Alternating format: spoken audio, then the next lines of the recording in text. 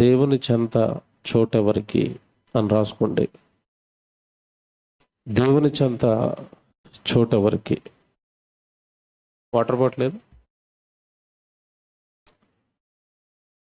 దేవుడు ఎవరిని తన యొద్దకు రానిస్తాడు, ఎవరిని తన దగ్గర ఉంచుకుంటాడు మరణం తర్వాత? ఇది మనం ఆలోచించాలి. దేవుని పిల్లలారా, సహజంగా అందరికీ స్వర్గం వెళ్ళాలి అని ఉంటుంది. చనిపోయిన ప్రతి ఒక్కరికి కూడా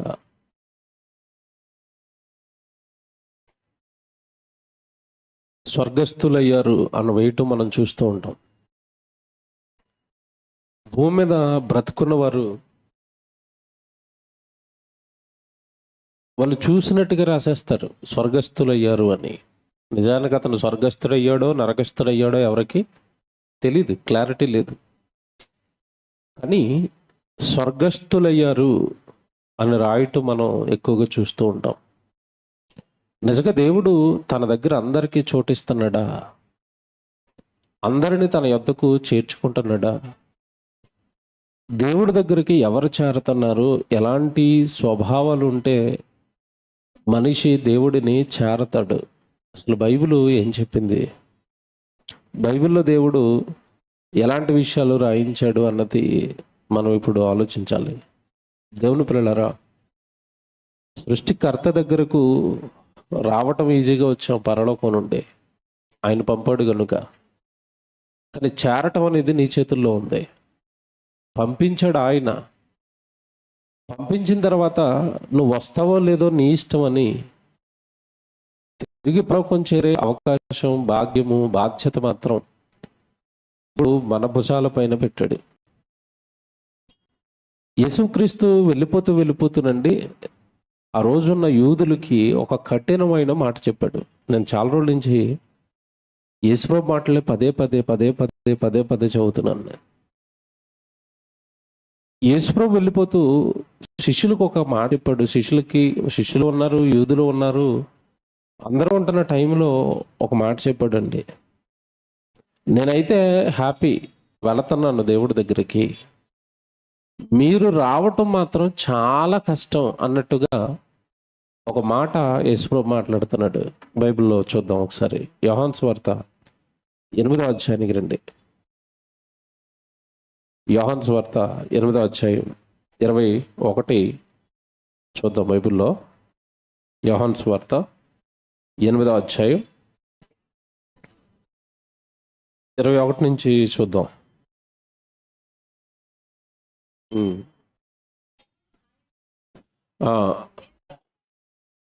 ఇదిగో నేను వెళ్ళిపోచున్నాను,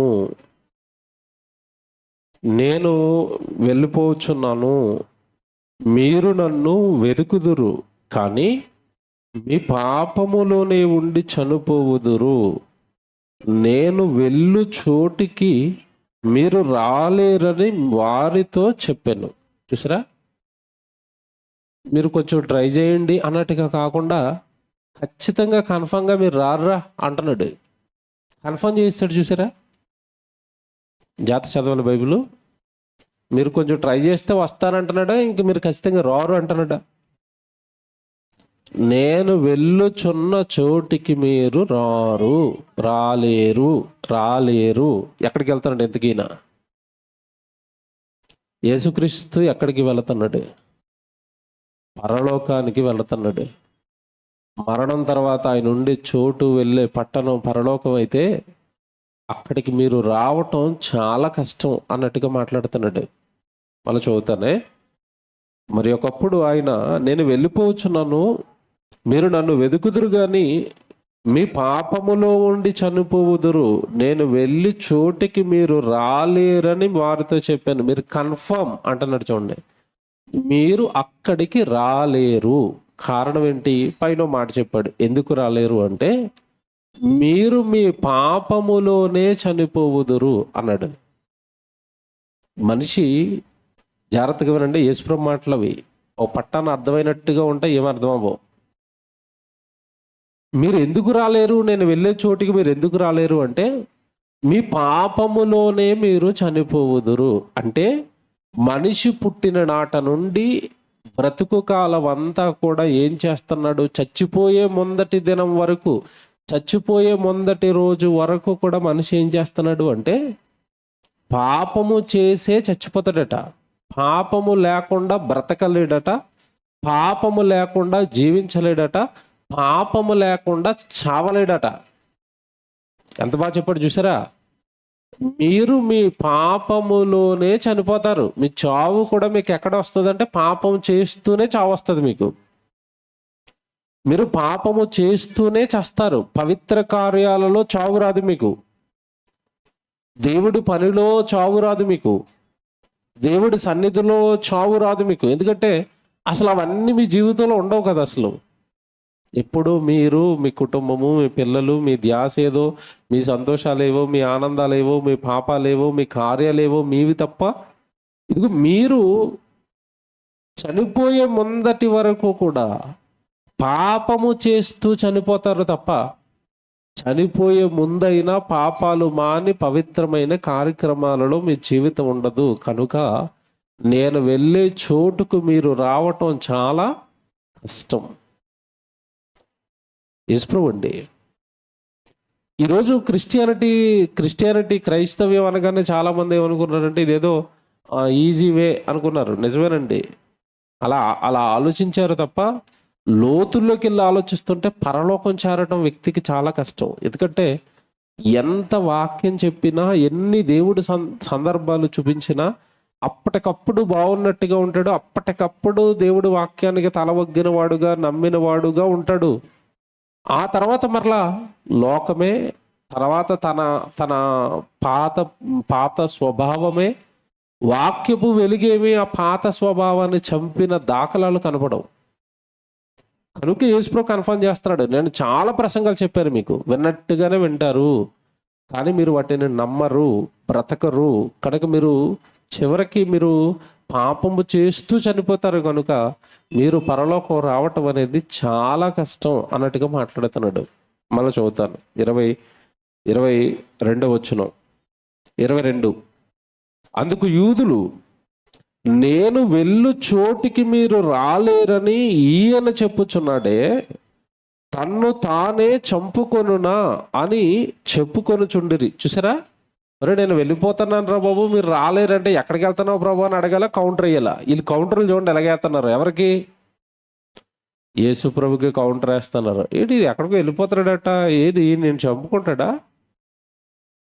చూసారా? అలా అంటుంటే ఆయన అంటున్నాడు 23. అప్పుడు ఆయన, మీరు క్రిందివారు. ఈ పదం అంటర్లైన్ చేసుకోండి.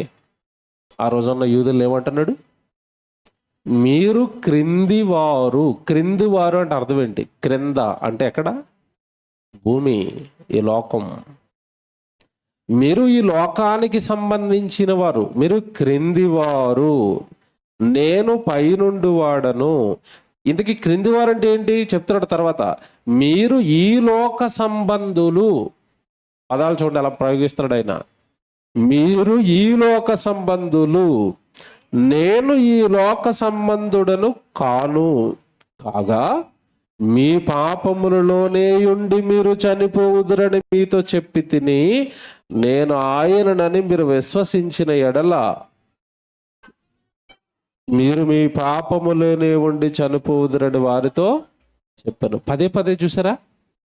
మీరు క్రిందివారు, మీరు లోక సంబంధులు, ఇదిగో మీరు పాపములోనే మీ జీవితాన్ని ముగించటానికి చూస్తున్నవారు అంటున్నాడు. ఈ మాటలన్నీ ఒక్కసారి బాగా ఆలోచించండి మీరు.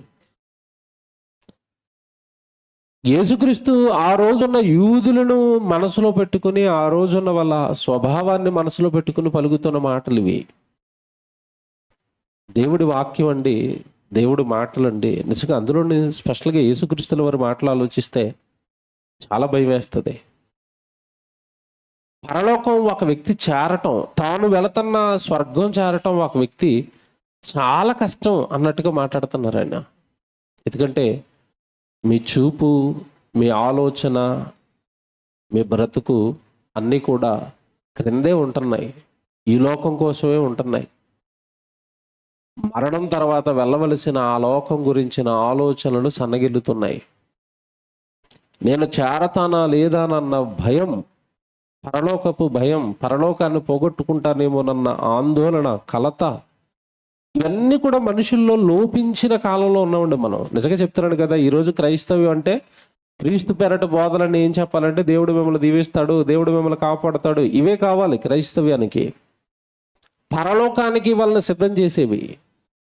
రేపు యేసుక్రీస్తుల వారి రాక జరిగితే వాడు ఎదుర్కొనేటట్టుగా భక్తి జీవితంలో నిలబెట్టే బోధలు వినడానికి కానీ ఆచరించడానికి కానీ చాలా కొద్దిమంది ముందుకు వస్తారు. అందులో మనం ఉండాలి. పదే పదే నేను అందుకే పరలోకానికి సంబంధించిన సంగతులు జ్ఞాపకం చేస్తూ ఉంటాను.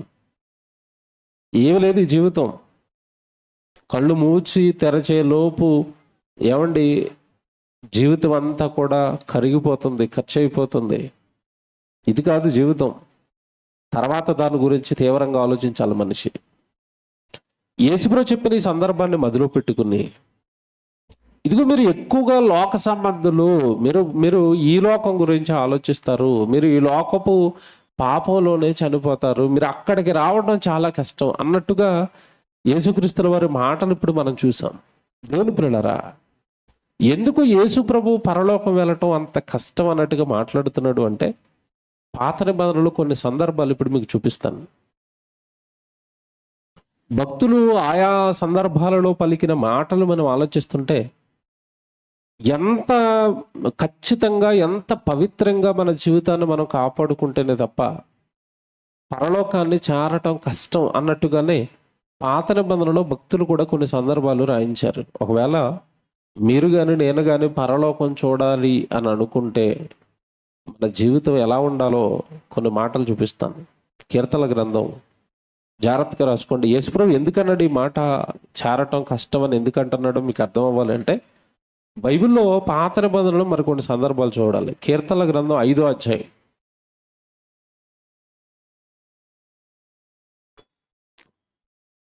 4వ వచనం అందరు తీయండి.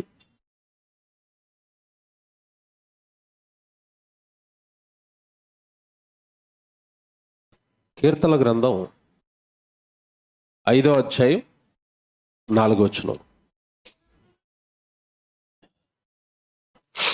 4వ వచనం, నీవు దుష్టత్వమును చూచి ఆనందించు దేవుడవు కావు.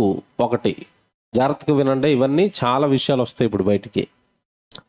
ఇదిగో నీవు దేవుడిగా, తండ్రిగా, పరలోకంలో ఉన్న నీవు దుష్టత్వమును చూచి ఆనందించు దేవుడవు కావు అన్నాడు. ఒకటి, దుష్టత్వం అంటే దేవుడికి ఇష్టం ఉండదట.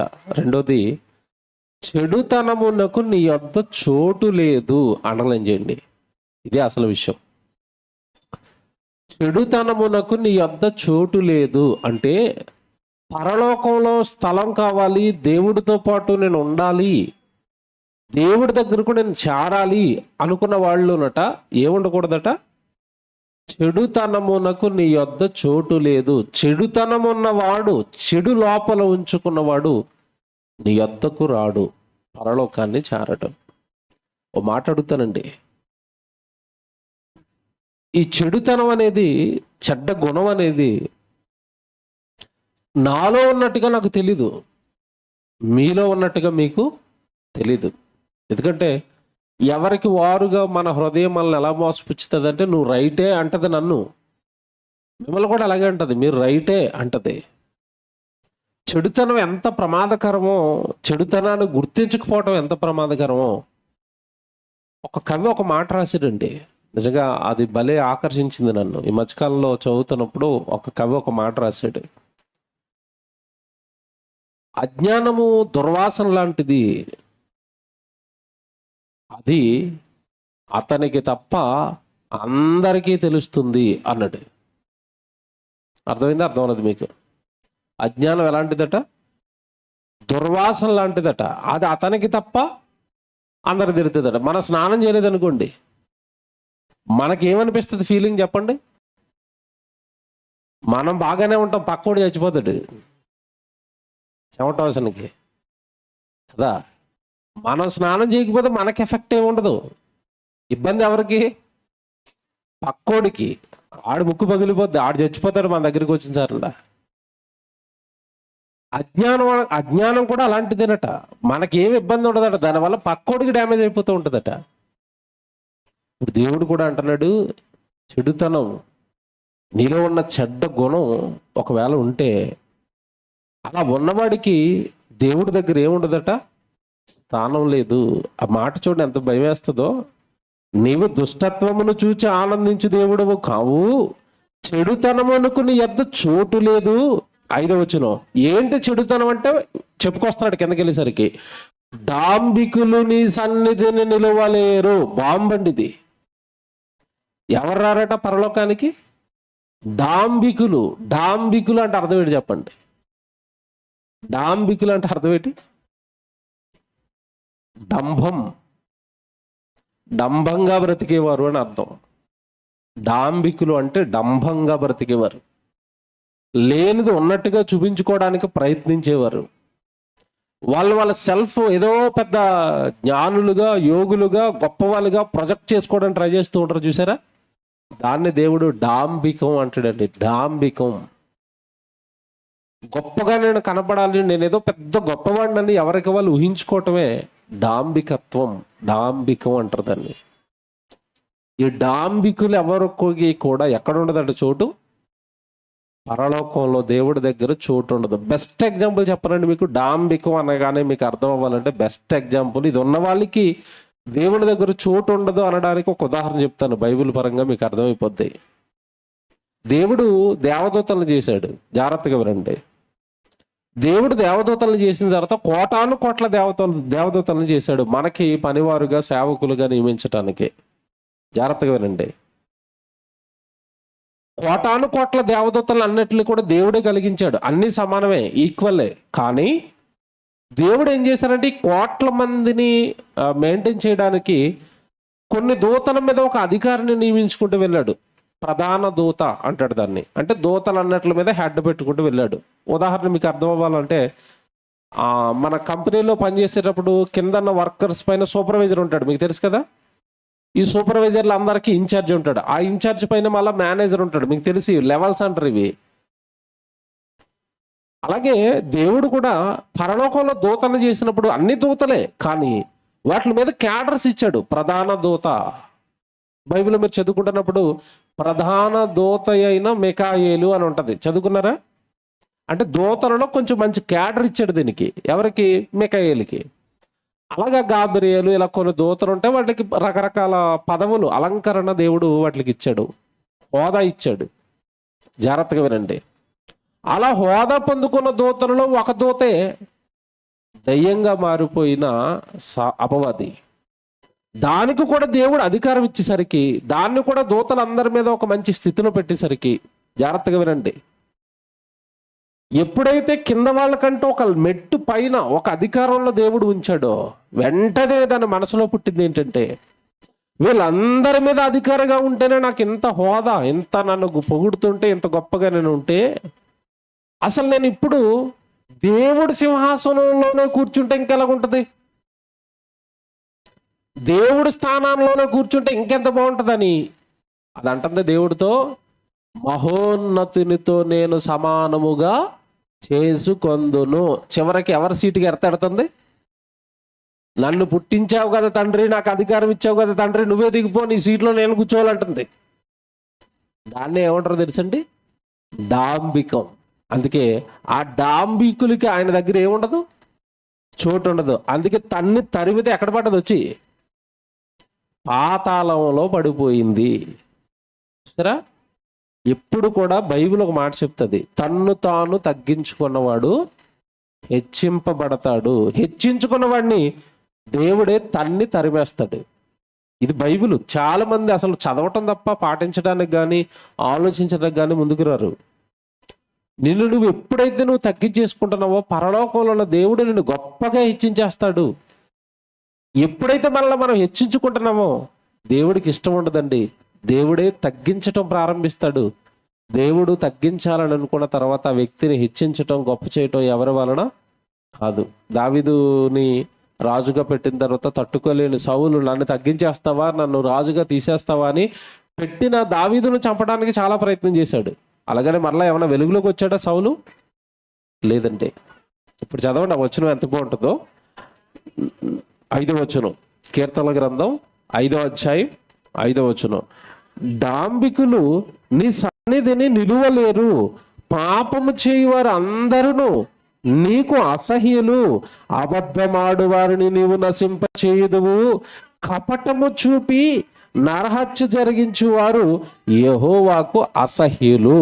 అంటే ఇదిగో ఈ దేవుడు ఇప్పుడు చెప్తున్న ఈ వచనాలలో ఉన్న గుణాలలో ఏ గుణం మనకున్నా సరే దేవుడి చెంతకు మనం చేరలేము, అక్కడ మనకి చోటు ఉండదు. మళ్ళా చెప్తున్నాను, ఈ కీర్తన గ్రంథం 5వ అధ్యాయం అంతా బాగా చదువుకోండి, చాలా విషయాలు చెప్తాడు ఇక్కడ. అసలు ఒక వ్యక్తి పరలోకంలో దేవుడి దగ్గర నివసించాలి అంటే, దేవుడిని చూడాలి అంటే ఎంతగా తాను సరి చేసుకోవాలో, ఈ లోక సంబంధమైన గుణాలు ఎన్నిటిని విడిచిపెట్టాలో దేవుడు ఇక్కడ చెబుతూ ఉంటాడు. డంబంగా బ్రతికేవారు, డాంబికులు, తర్వాత పాపము చేసేవారు, అబద్ధములు ఆడేవారు, చెడుతనాన్ని హృదయంలో ఉంచుకునేవారు, దుష్టులు, వీళ్ళెవ్వరికి కూడా నీ చెంత చోటు ఉండదు తండ్రి అన్నాడు. మీకు మాట్లాడుతానండి, ప్రశ్నగా ఆలోచించాలి ఎప్పుడు కూడా. చెడుతనం జరిగించే వారికి నీ యొద్ద చోటు లేదు అన్నాడు కదా. అసలు చెడుతనం అంటే అర్థం ఏంటి? చెడు అంటే అర్థం ఏంటి? ఎప్పుడైనా ఆలోచించారా? చెడుతనం అంటే అర్థం ఏంటి? లోకం వీడు చెడ్డవాడండి, వీడు మంచివాడండి అంటది. మెజర్మెంట్ ఏంటి దానికి? దేనిని బట్టి చెడ్డవాడు అంటారు, దేనిని బట్టి మంచివాడు అంటారు? మీకు మాట చెప్పనా, లోకం మంచోళ్ళు అన్న వాళ్ళందరూ మంచోళ్ళేనా? లోకం చెడ్డవాడు అన్న వాళ్ళందరూ చెడ్డవాళ్ళ? కాదండి. లోకం మంచోడిని కూడా చెడ్డోడు అంటది, లోకం చెడ్డోడిని కూడా మంచోడని పొగుడుతూ ఉంటుంది. మీరు చూడండి, బెస్ట్ ఎగ్జాంపుల్ చెప్పండి. ఇప్పుడు గాంధీని చంపేశాడు ఒకడు, గాడ్సే.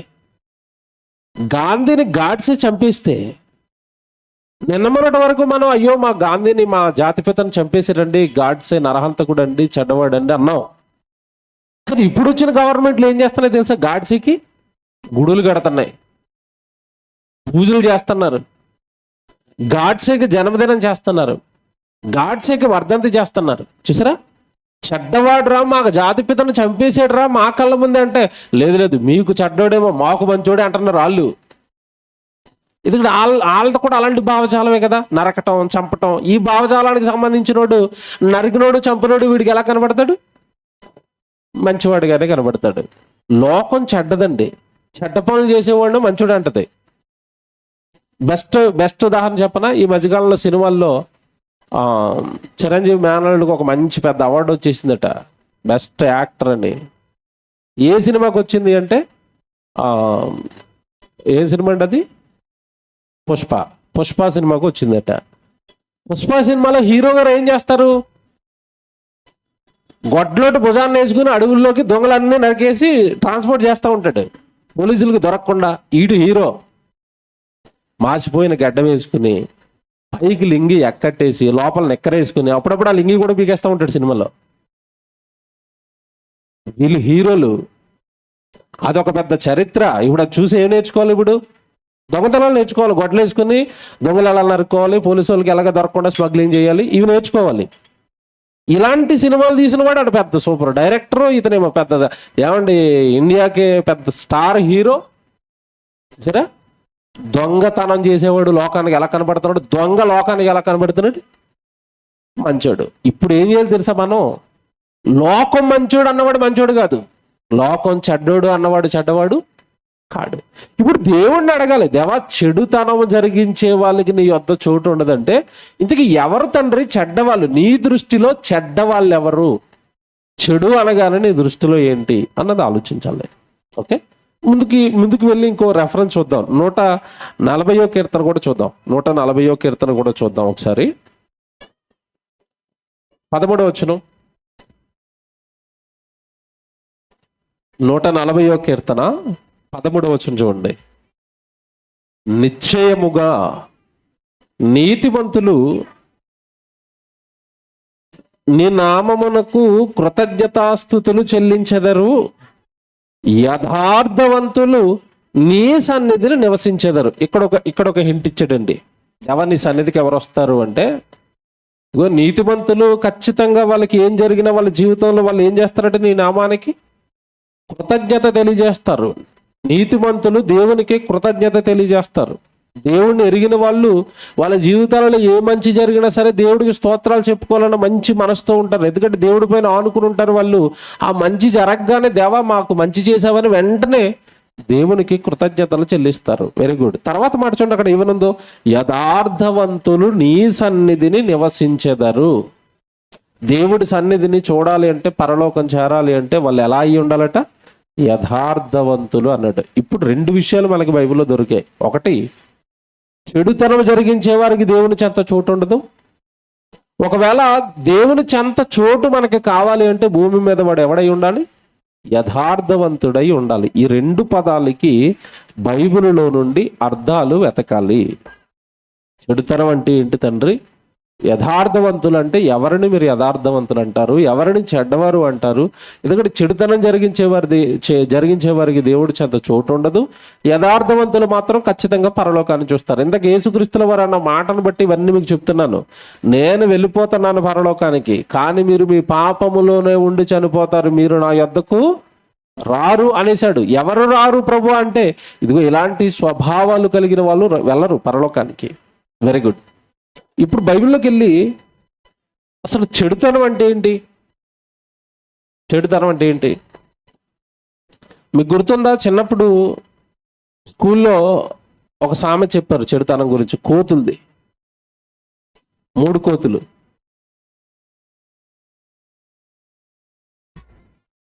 ఏం చెప్పారు 3 కోతుల గురించి? చెడు చూడకు, చెడు వినకు, చెడు మాట్లాడకు. కళ్ళు మూసుకున్న కోతోటి పెడతారు. చెవులు మూసుకున్న ఒక కోతి, నోరు మూసుకున్న ఒక కోతి. ఈ 3 కోతులు పెట్టి ఏం చెప్పారంటే, చెడు చూడొద్దు, చెడు వినొద్దు, చెడు మాట్లాడొద్దు. 3 కోతులు గుర్తొచ్చిందా? చెడు చూడొద్దు అన్నారు, చెడు మాట్లాడొద్దు అన్నారు, చెడు వినొద్దు అన్నారు. ఇంతకీ చెడేంటి బాబా అని అడగండి. మాస్టర్కి తెలుసా? కొన్నాట్లకి లోకల్ దగ్గర సమాధానాలు ఉండవు. చెడు అంటే ఏంటని అడగండి. ఓ మాస్టర్ని అడిగాను, ఏమంటే చెడు చూడొద్దు అన్నారు కదా మాస్టారు, ఏంటంటే చెడు అన్నాం అనుకో, నీకు ఎలా చెప్పాలరా అంటాడు. ఆడికి తెలీదు. ఎలా చెప్పాలరా నీకు? ఎలా చెప్పాలరా చెడు చూడొద్దంటే ఎలా చెప్పాలరా? ఎవరైనా ఇద్దరు కొట్టుకుంటే చూడకరా అంటాడు. అయితే రోజు మా అమ్మనాలు కొట్టుకుంటారు మాస్టారు. అదేరా చెడు, చూడొద్దురా, కొట్టుకోవడం చూడొద్దు అన్నట్టు. చెడు అంటే చిన్నప్పుడు ఏం చెప్పారంటే పిల్లలకి, చెడు మాట్లాడొద్దురా అన్నారు. ఏంటి మాస్టారు చెడు అంటే? బూతులు చెడువురా, నీ నోట్లోంచి ఏమి రాకూడదు, ఎప్పుడు బూతులు రాకూడదురా. చెడు వినొద్దురా అంటే ఏంటి? బూతులు ఆడుకోవటం, ఏమంటే చెడ్డ మాటలు నువ్వు వినొద్దురా. అక్కడ వరకే పాపం వాళ్ళకి క్లారిటీ లేదండి. ఏ విషయం పైన లోకానికి ఒక సరైన క్లారిటీ లేదు. దేవుడిని అడగాలి, దేవా చెడుతనం అంటే ఏంటి తండ్రి? ఎవడు చెడ్డవాడు? ఏ చెడుతనం జరిగించిన వాడు నీ అద్దకు రాడు అంటే? దేవుని పిల్లరా, భూమి మీద నువ్వు ఎంత చెడ్డ పనులు చేసినా ప్రభువైన యేసుక్రీస్తుల వారి రక్తం ఆ చెడునంతా తీసేస్తుందా? చివరికి నువ్వు నరహత్య చేసినా తీస్తుంది. నరహత్య, వ్యభిచారం, దొంగతనం, బూతులు, నేరాలు, పాపాలు ప్రభు దగ్గరకు వచ్చిన తర్వాత అవన్నీ కొట్టుకొని పోతాయి. వాటి గురించి పెద్ద టెన్షన్ పడవలసిన అవసరం లేదు. అలాగని చేయమని కాదు, అవి పోవడానికి అవకాశం ఉంది. ప్రభు అయిన యేసుక్రీస్తుల వారి రక్తం ఉంది. కానీ అసలైన చెడుతనం ఏంటో తెలుసండి? అసలైన దేవుడి దృష్టిలో నేరం ఏంటో తెలుసా? ఓ మాట చూపిస్తాను బైబిల్లో, జాగ్రత్తగా రాసుకోండి. ఇది సమూయేలు 2వ గ్రంథానికి రండి. సమూయేలు 2వ గ్రంథం 12వ అధ్యాయం చదువుదాం. సమూయేలు 2వ గ్రంథం 12వ అధ్యాయం 8వ వచనం ఒకసారి చదువుతారా? దావీదు తప్పు చేసిన తర్వాత నాతాను వచ్చి మాట్లాడుతున్నాడు. ఇది సందర్భం. సమూయేలు 2వ గ్రంథం 12వ అధ్యాయం 8.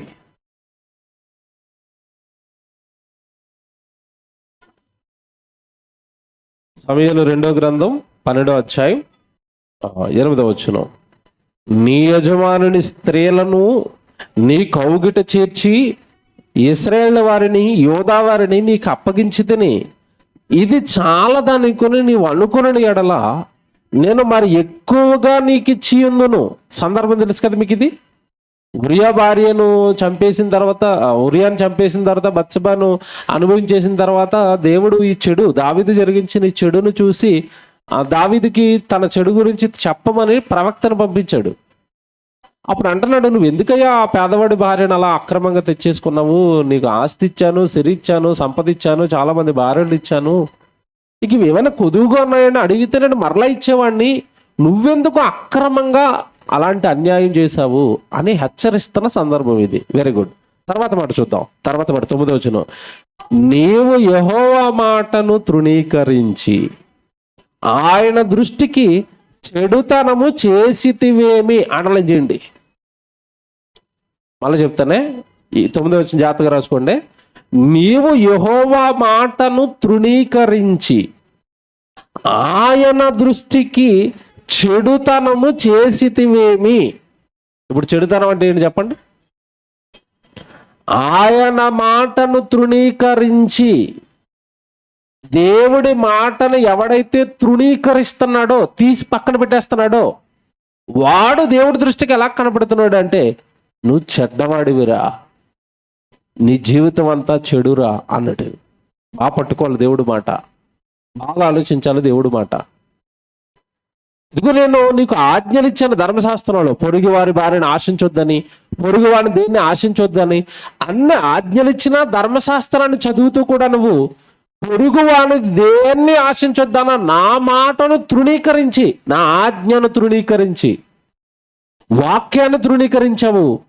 వాక్యాన్ని తృణీకరించి వాక్యాన్ని పక్కకు పెట్టి నీకు ఇష్టమైనది జరిగించావు, నువ్వే చెడ్డవాడు అనేసాడు అంతే. అంటే ఇప్పుడు దావీదు దేవుడికి ఎలా కనపడుతున్నాడు చెప్పండి? చెడ్డవాడు. ఇప్పుడు చెప్పండి, దేవుడి దృష్టికి ఎవరు చెడ్డవాళ్ళు? దేవుడి దృష్టికి ఎవరు చెడుతనాన్ని జరిగించేవాళ్ళు? దేవుడి మాటను తృణీకరించే ప్రతి వాడు కూడా దేవుడి దృష్టిలో చెడ్డవాడు. నువ్వు చెడుతనం జరిగించావు దావీదు. తర్వాత మాట చూస్తారా మీకు ఇంకా బాగా అర్థమవుతుంది. 9వ వచనం, నీవు యెహోవా మాటను తృణీకరించి ఆయన దృష్టికి చెడుతనము చేసితివేమి. హిత్తీయుడగు ఉరియాను కత్తి చేత చంపించి అతని భార్యను నీకు భార్యయగునట్లుగా నీవు పట్టుకొని ఉన్నావు. అమ్మోనీయుల చేత నీవు అతనిని చంపించితివి కదా. నీవు నన్ను లక్ష్యము చేయక, 10వ వచనం, నీవు నన్ను లక్ష్యము చేయక హిత్తీయుడగు ఉరియా భార్యను నీకు భార్య అగునట్లుగా తీసుకొనినందున నీ ఇంటి వారికి సదాకాలము యుద్ధము కలుగును. చూసారా అలాగున్నాయి దేవుడు మాటలో. నీవు నన్ను తృణీకరించావు. 10వ వచనం ప్రారంభంలో చూసారా, నీవు నన్ను లక్ష్యము చేయక. దేవుడేమనుకుంటాడో ఈ పని చేస్తే? దేవుడికి ఏమన్నా ఈ కార్యం నేను చేస్తున్న కార్యం చెడుగా కనబడుతుందేమో, దేవుడి మాటలో నేను తృణీకరించిన వాడని అవుతానేమో. ఇప్పుడు చెప్పండి, చెడుతనం అంటే అర్థం ఏంటి చెప్పండి? ఇప్పుడు చెప్పండి కరెక్ట్గా బైబిల్ ప్రకారం చెడ్డవాడన్నా చెడుతనం అంటే అర్థం ఏంటి? దేవుడి వాక్యాన్ని మీరుతున్న ప్రతి వాడు దేవుడి లెక్కలు ఎవరు? ఇప్పుడు చెడ్డవాడు. దేవుడి వాక్యాన్ని లక్ష్యము చేయని ప్రతి వాడు చెడుతనమును జరిగించేవాడు. ఇప్పుడు మనకి దేవుడు ప్రతి వారం ఒక పాఠం చెప్తాడు. ప్రతిసారి మనకి దేవుడు దైవజనుల ద్వారా ఎన్నో సంగతులు నేర్పిస్తున్నవి విని ఆనందించడానికి కాదు, అవి మన బ్రతుకులలో జరిగించడానికి. అలా జరిగించని నాడు, విని విడిచిపెడతాన నాడు జీవితం దేవుడి దృష్టికి ఎలా ఉందో తెలుసండి? చెడుతనాన్నే జరిగిస్తుంది, అసహ్యంగా కనిపిస్తుంది. ఆ జీవితం దేవుడికి నచ్చటం. అలా నచ్చని ఏ జీవితము కూడా మరణం తర్వాత దేవుడిని చూసే అవకాశము లేదు. అందుకే యేసుప్రభు చెప్తున్నాడు, ఇప్పుడు చెప్పండి యేసుప్రభు అన్నది కరెక్టేనా?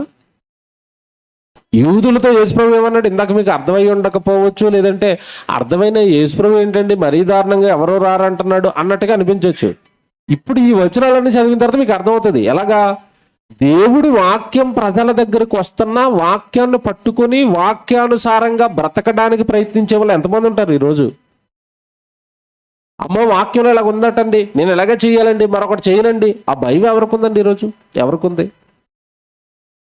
వాక్యాన్ని పట్టుకొని వారు, వాక్యం పట్టుకొని వాక్యానుసారంగా బ్రతకని వారు దేవుని దృష్టికి చెడుతనాన్ని జరిగిస్తున్న వారే. చెడుతనమునకు ఆయన యొద్ద స్థానము లేదు. చెడుతనము జరిగించే వారికి దేవుని యొద్ద చోటు లేదు. ఇందా చదువుకున్న కీర్తన ఇప్పుడు చదవండి. 5వ కీర్తన 5వ వచనం. పాపము చేయువారు అందరూ నీకు అసహ్యులు, డాంబికులని సన్నిధిని నిలవలేరు, పాపము చేయరు వారందరూ నీకు అసహ్యులు. పైనండి 4వ వచనంలో 2వ మాట, నీవు దుష్టత్వమును చూచి ఆనందించు దేవుడవు కావు, చెడుతనమునకు నీ యొద్ద చోటు లేదు. చెడుతనమునకు నీ యొద్ద చోటు లేదు. చెడుతనం దీనికి డెఫినేషన్ వచ్చింది. ఇప్పుడు దీనికి నిర్వచనం వచ్చింది బైబిల్లో తిరిగేసరికి. ఏంటయ్యా చెడుతనం అంటే, నా ఆజ్ఞను ధిక్కరించే ప్రతి వాడు చెడ్డవాడు, నా ఆజ్ఞను మీరు జరిగించే ప్రతి కార్యము కూడా చెడ్డ కార్యమే అనేసాడు. అర్థమైంది కదా? ఇప్పుడు ఇంకోటి అర్థం అవ్వాలి. చెడుతనం అంటే ఇది, నీ జీవితంలో వాక్య ప్రకారమైన ఆలోచనలు, వాక్య ప్రకారమైన క్రియలు లేకపోవటమే చెడు. ఇంకో మాట మనం చూసుకున్నాం చివరిలో. నేను చెప్పిన మాట ఏంటంటే, యథార్థవంతులు ఆయన సన్నిధికి చేరతారు. ఎవరండి యథార్థవంతులు అంటే, బైబిల్లో మీకు రాయబడిన ఒక మాట ఉంటుంది. యథార్థవంతులు అనగానే యోబు గ్రంథానికి రండి ఒకసారి. యోబు గురించి రాయబడిన మాట 1వ అధ్యాయం 8వ వచనంలో. యోబు గ్రంథం 1వ అధ్యాయం 8వ వచనం చూడండి ఒకసారి. యోబు గ్రంథం 1వ అధ్యాయం 8వ వచనం. అందుకు యెహోవా, నీవు నా సేవకుడైన యోబు సంగతి ఆలోచించితివా? అతడు యథార్థవర్తనుడును న్యాయవంతుడునై దేవుని యందు భయభక్తులు కడిగి చెడుతనమును విసర్జించినవాడు. రెండు ఒకే చోట వచ్చిన చూడండి. ఇప్పుడు యోబు సంగతి ఆలోచించవా? అతడు నా సేవకుడు, నా కొరకు బ్రతుకుతున్నవాడు అని చెప్పి ఆయన గురించి దేవుడు చెప్తున్న మాట అండి.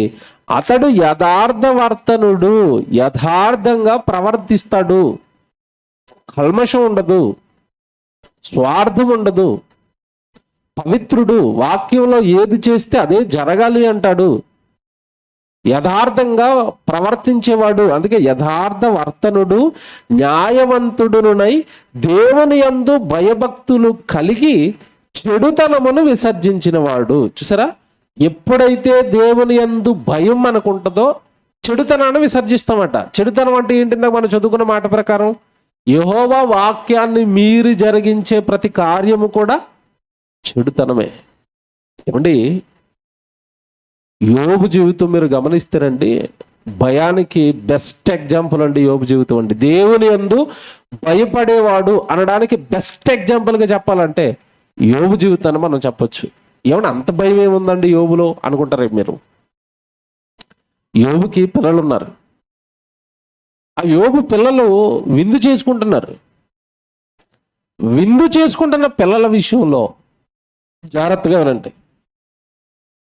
విందు చేసుకుంటున్న పిల్లలు ఎక్కడైనా తెలుసో తెలియకో తప్పు చేస్తారేమోనని వాళ్ళు ఏమి చెడు జరిగించినట్టుగా ఉండదు. అయినా సరే ఏమో నా పిల్లలు ఊహల్లో కానీ మాటల్లో కానీ ఏమైనా తప్పు చేశారేమో, ఒక చోట విందు చేసుకున్నారు కదా అని వాళ్ళ పేరట బలులేస్తూ ఉంటాడు యోబు. నా పిల్లల్ని క్షమించు తండ్రి అని. ఎంత భయపడుతున్నాడో దేవుడికి మీరు చూడాలి. ఆల్రెడీ వాళ్ళ భయభక్తుల్లో పెంచాడు, దేవుళ్ళో ఉంచాడు కుటుంబాన్ని అంతా. వాళ్ళు విందు చేసుకునేటప్పుడు పొరపాటున ఏమైనా మీకు వ్యతిరేకంగా మాట్లాడుతున్నారేమో, నీ గురించి ఏమైనా తప్పుడుగా అన్నారేమో, తప్పుడు కార్యక్రమాలు ఏమైనా వాళ్ళ విందులో జరిగాయేమోనన్న భయంతో అక్కడ జరిగినట్టుగా ఆయనకి ఏ కళ్ళ ముందు కనపడదు. అయినా సరే వాళ్ళ పేరట, పిల్లల పేరట బలులేస్తూ ఉంటుంది. ఎంత భయం చూసారో దేవుడు అంటే యోబుకి. పిల్లలు తప్పు చేస్తేనే పట్టించుకొని తల్లిదండ్రులు ఉన్నారు ఈరోజు. వాడు చెడిపోతున్నాడు, వాడు పాపం చేస్తున్నాడని కళ్ళ ముందు కొట్టొచ్చినట్టుగా కనపడుతున్నా ఈ బంగారం కొండ అంటూనే ఉంటారు. ఇంకా వాడు నాశనం అయిపోతున్నా కళ్ళ ముందు తెలుసు.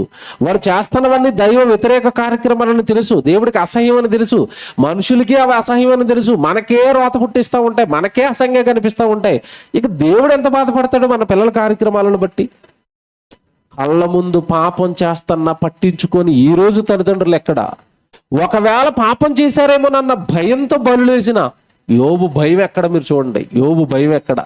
ఆ భయంతోనే ఆ దేవుడి పైన నా భయంతోనే వాక్యాన్ని పాటించుకుంటూ చెడుతనాన్ని విసర్జించాడట. యథార్థవంతుడు అంటే ఏంటో కదండి, వాక్యాన్ని పాటించేవాడు, దేవుడికి భయము భక్తి కలిగి దేవుడికి భయపడేవాడే యథార్థవర్తనుడు, యథార్థంగా ఉన్నవాడు. ఈ రెండు యోబులో కనబడుతున్నాయి, చెడుతనాన్ని విసర్జించటం, యథార్థంగా బ్రతకటం. ఇవన్నీ కూడా దేవుడి భయం మనలో ఉన్నప్పుడు కలిగే జీవితం ఇది. దేవుడికి భయపడేవాడి జీవితం ఎలా ఉంటుంది? ఈరోజు ఎవరు భయపడతారు చెప్పండి దేవుడికి? దేవుడి వాక్యానికి ఎవరు భయపడతారు? ఇలా ఉందట, నువ్వు ఇలా జీవిస్తున్నావు అంటే జీవించటం లేదని 100% జీవితానికి కొట్టొచ్చినట్టుగా దేవుడి వాక్యం కొడుతున్నా, భయపెడుతున్నా దేవుడి వాక్యం ఏమో ఆ క్షణంలో అలా భయపడినట్టుగా సరి చేసుకోవడానికి ప్రయత్నించే వాళ్ళుగా కనబడతారు. తర్వాత మళ్ళీ పాత జీవితమే, పాత మాటలే, పాత ఆలోచనలే, పాత ప్రణాళికలే తప్ప వాక్యాన్ని బట్టి కొత్త జీవితం, కొత్త ఆలోచనలు, కొత్త ప్రణాళికలు వాక్యం ద్వారా నేను మార్చుకున్నాను, ఇలా ఉండనిక నేను అని ఆలోచించే వాళ్ళు ఎంతమంది ఉంటారు చెప్పండి? దేవుని పిల్లలారా, దేవుడి చెంతకు చేరాలి, దేవుడిని నన్ను చూడాలి అనుకున్న వారిలో ఎలాంటి స్వభావాలు కలిగి ఉండాలి? ఇంకో మాట చెప్పనండి, యోబు గురించి మీరు దేవుడిచ్చిన సాక్ష్యం చూశారు కదా. ఇప్పుడు యోబు యథార్థవంతుడు, గొప్పవాడు, చెడుతనమును విసర్జించిన వాడు, దేవుని యందు భయము భక్తి కలిగిన వాడు అని ఓ మాట చూపించాను. ఇప్పుడు మీరు చదువుకున్నారు. మీరు ఇందాక కీర్తన గ్రంథంలో మరొక మాట చదివించాను, డాంబికులు ఆయన సన్నిధికి చేరరు. అసలు డంబం మనిషికి దేనిని బట్టి వస్తుంది అంటే, మేబీ చదువుని బట్టి రావచ్చు, ఉద్యోగాన్ని బట్టి రావచ్చు, లేదంటే ఆస్తిని బట్టి రావచ్చు, సిరిని బట్టి రావచ్చు, సంపదను బట్టి రావచ్చు, అంతే కదండి. ఈరోజు డంబం దాన్ని బట్టే కదా పుడుతుంది. ఒకవేళ డంబంగా ప్రవర్తించాలి అనుకుంటే యోబు కన్నా డంబంగా ప్రవర్తించేంత గొప్ప వాళ్ళం అయితే మనం కాదండి. ఎందుకు తెలుసండి, యోబు ఆ తరంలో తానున్న పట్టణంలో అందరికంటే గొప్ప ధనవంతుడు. అంత ధనవంతుడైపోయి దేవుని యందు డంబంగా లేడు చూడండి. ఈరోజు ధనవంతులు వాళ్ళ ప్రవర్తన, వాళ్ళ యాటిట్యూడ్, వాళ్ళ మాట ఎలాగుంటుందో మీకు తెలియదు కదా. నెమ్మదిగా ఉంటారండి వాళ్ళు, తగ్గించుకుని ఉంటారా? ధనవంతులు వాళ్ళ మాట ఎలాగుంటుంది, ఎంత పొగరుతో ఉంటుంది, కింద వాళ్ళని పిలిచే ఆ పిలుపు ఎలా ఉంటుంది, వాళ్ళ వాళ్ళ వాళ్ళ వాళ్ళ ప్రవర్తన ఎలా ఉంటుంది చూడండి. యోబు ధనవంతుడు అండి. కావాలంటే మీరు మొదటి వచనం చదివితే, మొదటి అధ్యాయంలో మొదటి వచనం చదవండి. ఊజు దేశంలో యోబు అని ఒక మనుషుడు ఉండెను, అదే యథార్థవర్తనుడు, న్యాయవంతుడునై ఉండి దేవుని యందు భయభక్తులు కలిగి చెడుతనమును విసర్జించిన వాడు. అతనికి 7 కుమారులు 3 కుమార్తెలు కలిగిరి. అతనికి 7,000 గొర్రెలను, ఆస్తి చెప్తున్నాడండి. ఎన్ని వేలట? 7,000 గొర్రెలటండి. ఏమంటే మీకు 7,000 గొర్రెలు అనగా చిన్నగా కనపడుతుందేమో. ఇప్పుడు 7,000 గొర్రెలు ఉన్నా సరే ఇప్పుడు అతను ఏమవుతాడు చెప్పండి? ఇప్పుడు ప్రజెంట్ 7,000 గొర్రెలు ఉన్న అతను ఇప్పుడు ఏమవుతాడు చెప్పండి? ధనవంతుడు కదా. 7,000 గొర్రెలు ఉన్న అతను ఇప్పుడే ధనవంతుడు అంటే ఇది ఎప్పుడు అనుకుంటున్నారు? యోబు గారు బ్రతికింది సుమారుగా ఏమండి ఆదికాండంలో సుమారు గారండి మరి అబ్రహాం గారి కాలానికి చెందినవాడిగా చెప్తూ ఉంటారు ఈయన్ని, యోబు గారిని. ఒకవేళ అబ్రహాం గారి కాలానికి 7,000 గొర్రెలు ఉన్నాయంటే ఎంత ధనవంతుడు ఇప్పుడు? అయిపోయింది అనుకుంటున్నారా ధనం లిస్టు? అవ్వలేదు, ఇంకా ఉంది అక్కడ. 7,000 గొర్రెలను, నెక్స్ట్ 3,000 ఒంటెలట. మనకు ఒక ఒంటు ఉందండి, మీకు ఎవరికైనా ఒకటే ఒక్క ఒంటు ఉంటేనంటే జీవితకాలం బతకొచ్చు, తెలుసలేదు మీకు? ఒక్క ఒంటు ఉందనుకోండి మనకి, ఆ ఒంటిని ఊరి మీదకి తీసుకెళ్ళి ఆట ఆడించుకుంటే రోజు పైకి ఒకటి 20 మంది ఎక్కారనుకోండి, ఎన్ని డబ్బులు వస్తాయి? ఒక ఒంటు ఉంటే. ఎన్ని ఒంట్లు ఉన్నాయి యోబు గారికి? 3,000. అంటే అవి 7,000, ఇవి 3,000, ఎంత? 10,000 జీవులు. అయిపోయిందా? అవ్వలేదు, ఇంకా అవ్వలేదు. 3,000 ఒంటెలు, తర్వాత 500 జతల ఎడ్లట. 500 జతల ఎడ్లు అంటే 1000 ఎడ్లు.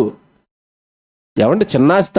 తర్వాత 500 ఆడుగాడిదలను కలిగి బహుమంది పనివారును అతనికి ఆస్తిగా ఉండను గనుక తూర్పు దిక్కు జనులందరిలో అతడే గొప్పవాడు. బా, ఇంత ఆస్తిపరుడికి ఎంత పొగరు ఉండాలండి, ఇంత ఆస్తిపరుడికి ఎంత అహం ఉండాలి. కానీ యోబు ఎలా ఉన్నాడట? డాంబికుడు కాదండి. చెడుతనమును విసర్జించిన వాడు దేవుడు అంటే గడగడ గడగడ గడగడ గడగడ గడగడ గడగడ వణికిపోతున్నాడండి. ఎంత ఆస్తి పెట్టుకుని దేవుడు అంటే వణికిపోతున్నాడు. ఊరకనే దేవుడు ఎవరికి సర్టిఫై చేయడండి. ఎన్నైనా నీకు అంత ఆస్తి ఇచ్చిన ఆస్తి వల్ల నీలో ఎలాంటి పొగరు రాలేదా? ఈరోజు చూడండి, చిన్న చదువు, కొంచెం అందరికంటే బాగా చదువుకున్నాడు అనుకోండి, ఇంకా అసలు వాళ్ళు పట్టుకోలేమండి. ఏదో మరి అసలు అంబేద్కర్ కంటే ఎక్కువగా డిగ్రీలో ఉన్నట్టు ఫీల్ అయిపోతూ ఉంటాడు. నాలుగు గీసుకోవడానికి కూడా పనికిరావు ఆ సర్టిఫికెట్లు. చదువు ఉంటే పట్టుకోలేము, చిన్నపాటి మంచి ఉద్యోగం ఉంటే పట్టుకోలేము, కాస్త తెలివి జ్ఞానం ఉంటే పట్టుకోలేము, చుట్టూ అతనికి ఏమన్నా బంధువులు స్నేహితులు ఎక్కువ ఉన్నారంటే పట్టుకోలేము. ఈరోజు ఒక ఎమ్మెల్యే అయ్యి ఒక ఎంపీ అయ్యి చిన్న అధికారం వచ్చిందంటే అస్సలు దొరకడికి ఎవరికి. యోబు, జాగ్రత్తగా వినాడు, యోబు డంబము లేనివాడు, డాంబికం లేదు అతనిలో, గొప్పగా ఏదో ప్రొజెక్ట్ చేసుకోవాలని లేదు, నేనే పాటండి అన్న జీవితం, తగ్గింపు జీవితం, ఇది యోబును గొప్ప చేసింది. ఇదే యోబు గురించి దేవుడు సాక్ష్యం ఇచ్చేటట్టుగా చేసింది. యోబు యథార్థవంతుడు, మంచివాడు, చెడుతనమును విసర్జించిన వాడు. ఒకటే మిగిలిందా? చెడుతనాన్ని విసర్జించిన వాడు అంటే వాక్యాన్ని పట్టుకొని బ్రతుకుతున్నాడు, వాక్య ప్రకారమే ఆలోచిస్తున్నాడు. దేవుని పిల్లలారా, ఇలా మనం భూమి మీద ఉండగా మన జీవిత కాలంలో దేవుడి కొరకు బాగా గొప్పగా ఆలోచిస్తేనే తప్ప పరలోకానికి వెళ్ళే భాగ్యము మనకి ఉండదు. దావీదు తప్పు చేసిన తర్వాత కాలంలో ఆయన జీవితం మీకు తెలియదు కదా, గోజాడాడు, తప్పు చేశాడు. తన జీవితకాలంలో ఆ తప్పు తప్ప మరే పాపము ఆయన చేయలేదు. జీవితకాలం అంతా దేవుడు వాక్యానుసారం బ్రతికాడు. అందుకే దావీదు గురించి భూమి మీద దావీదు బ్రతికుండగానే దేవుడు ఒక మాట చెప్పాడు ఆయనతో. ముగించుకుందాం ఈ రెండు మాటలు చదువుకుని. దినవృత్తాంతాల మొదటి గ్రంథం 17వ అధ్యాయం 11వ వచనంలో దావీదు బ్రతికుండగానే దావీదుకు దేవుడు ఏమంటున్నాడు చూడండి.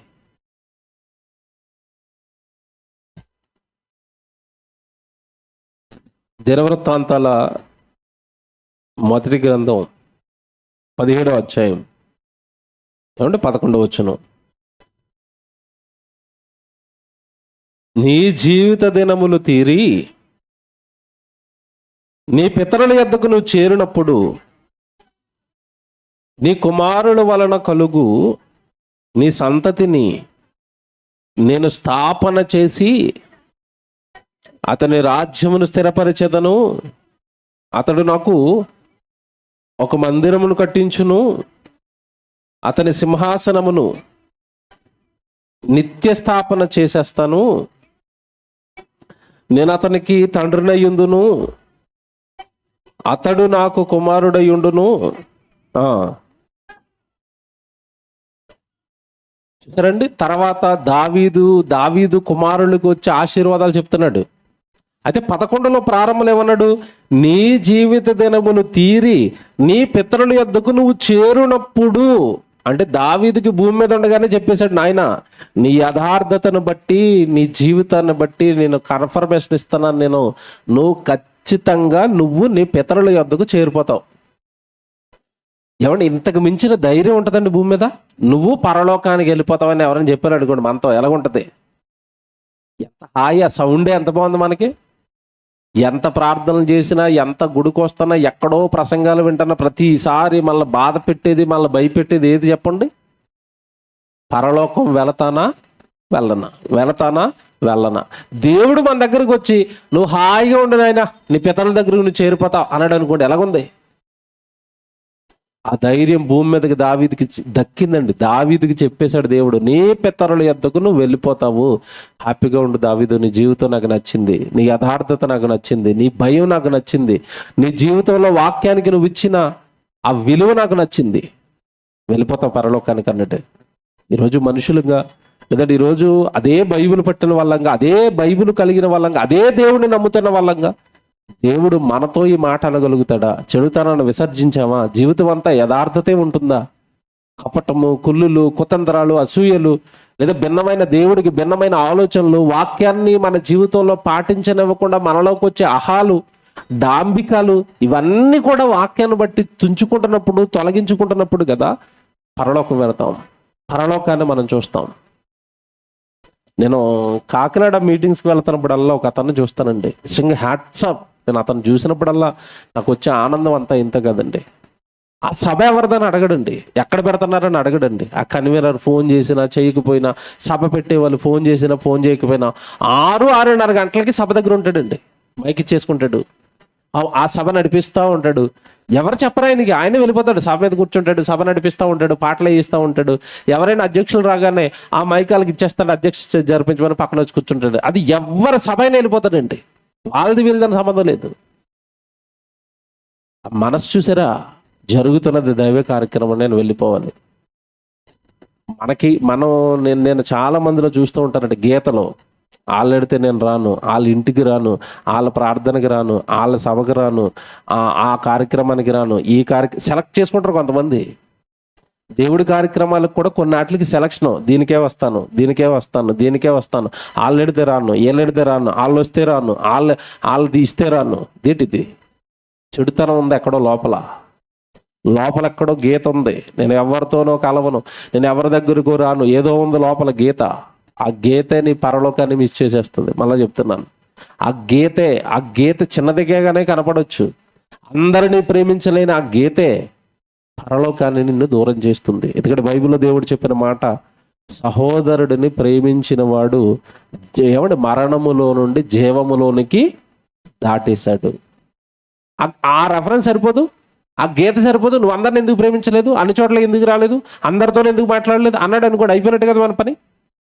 కనుక చెడు ఎప్పుడు కూడా మన మనసుల్లో ఎవరి మీద చెడు ఆలోచనలు కానీ, ఎవరి పట్ల విరోధ భావజాలం కానీ మనకుందా, నేను మళ్ళీ చెప్తున్నాను, పరలోకాన్ని మిస్ అయిపోతాం. ఎంత భక్తి చేసినా, ఎంత పని చేసినా, ఎంత సేవ చేసినా ఆ గుణమే దేవుడికి నచ్చక చివరికి మనల్ని నిరాకరిస్తే, దేవుడు మనల్ని వద్దు అంటే, భూమి మీద మన బ్రతుకు కాలంలోనే చూపించాలి ఇది. నేను అందరినీ ప్రేమించేవాడిని తండ్రి, నీ దగ్గర ఉండడానికి, నీ పరలోకంలో ఉండడానికి నేను అర్హుడినే అని భూమి మీద ఉండగా మనం చూపించుకోవాలి దేవుడికి. చాలామంది ఏమనుకుంటారంటే, నేను తర్వాత వస్తానండి, నేను తర్వాత మారుతానండి. ఎప్పుడు వస్తావు, ఎప్పుడు చేస్తావు, ఎప్పుడు మారుతావు, ఎప్పుడు అంటున్నా నేను, ఎప్పుడో అవదు. ప్రసంగం విన్నావా, నీకు ఏదైనా లోపంగా కనబడుతుందా, వెంటనే దాన్ని మార్చుకోవాలి. దేవా, నాలో ఈ తప్పు ఉంది, నాలో ఈ లోపం ఉంది, ఇది నీకు కనబడుతుంది, ఈ చెడుతనం నాలో ఉంటే నేను పరలోకానికి రాను, నాకు భయం వేస్తుంది, దీన్ని విడిచిపెడుతున్నాను అని దేవుడు ముందు అంగీకరించే మనసులు మనలోనికి లేకపోతే దేవుడు చెంతకు చేరటం మనకి కష్టమవుతుంది.